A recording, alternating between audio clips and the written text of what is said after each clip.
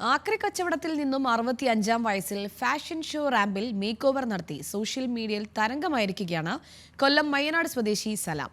May മാസം നടന്ന Lulu fashion വീക്കിലെ ദൃശ്യങ്ങളാണ് ഇപ്പോൾ സമൂഹ മാധ്യമങ്ങളിൽ വൈറലായിരിക്കുന്നത്. യാദൃച്ഛികമായി കണ്ട ഫോട്ടോഗ്രാഫറുടെ ചോദ്യമാണ് ആദ്യം മേക്ക് ഓവറിലേക്കും പിന്നീട് ഫാഷൻ വീക്കിലേക്കും വഴി തുറന്നത്. വീഡിയോ വൈറലായതോടെ സിനിമയിൽ അഭിനയിക്കാനാണ് സലാമിന്റെ ആഗ്രഹം. ലുലു ഫാഷൻ വീക്കിൽ പങ്കെടുത്ത് സോഷ്യൽ മീഡിയയിലടക്കം വൈറൽ താരമായ സലാമിക്കയാണ് നമ്മളോടൊപ്പം ഉള്ളത്. നമസ്കാരം സലാമിക്ക. എങ്ങനെയാണ് ഈ അതിലേക്ക് എത്തിപ്പെട്ടത്, ഈ ലുലു ഫാഷൻ വീക്കിലേക്ക്? ആദ്യമായിട്ട് ഒരു മേക്ക് ഓവർ ഇവിടെ ചെയ്തായിരുന്നു, ഒരു ബ്യൂട്ടി പാർലറാണ്.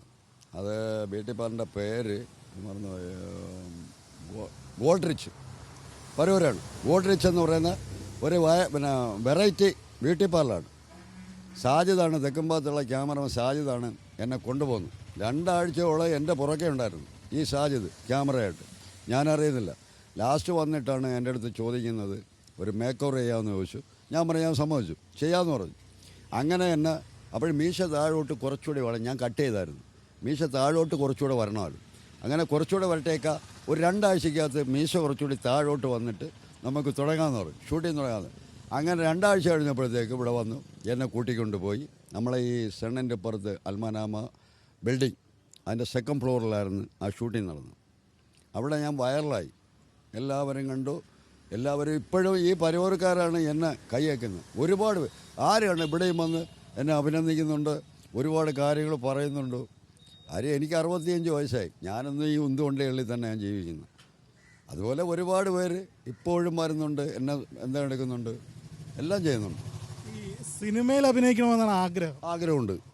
ഏത് വേഷം തന്നാലും, ഭിക്ഷക്കാരൻ്റെ വേഷം തന്നാലും അഭിനയിക്കാൻ ഞാൻ തയ്യാറാണ്. എന്തെങ്കിലും തരത്തിലുള്ള അവസരങ്ങൾ ഇപ്പോൾ തേടിയെത്തിയിട്ടുണ്ട്? ഇല്ല, ആരും വന്നിട്ടില്ല. അപ്പം ഈ ഒരുപാട് പേര് പറഞ്ഞിട്ടുണ്ട്, സിനിമയിൽ കയറാം, വില്ലൻ്റെ റോള് കിട്ടും, അല്ലെങ്കിൽ മറ്റെന്തെങ്കിലും കിട്ടും എന്നൊക്കെ പറഞ്ഞിട്ടുണ്ട്.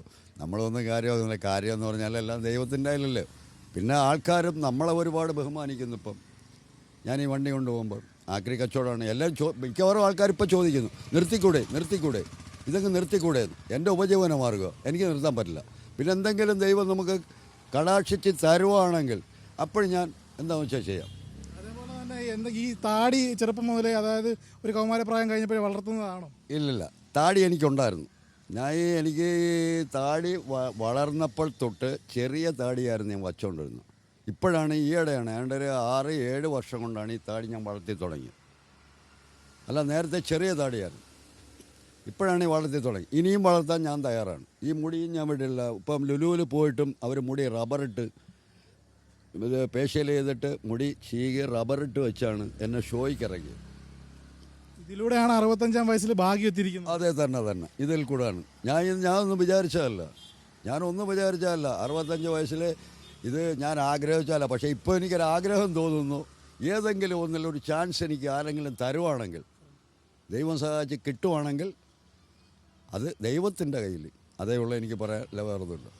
എന്തായാലും സലാമിക്കയുടെ ഈ ഒരു വൈറൽ തരംഗമായ ഈ വീഡിയോ കണ്ടിട്ട് സിനിമാക്കാരെങ്കിലും കാണുകയാണെങ്കിൽ സലാമിക്കയ്ക്ക് ഒരു അവസരം കൊടുക്കണമെന്നാണ് അഭ്യർത്ഥിക്കാനുള്ളത്.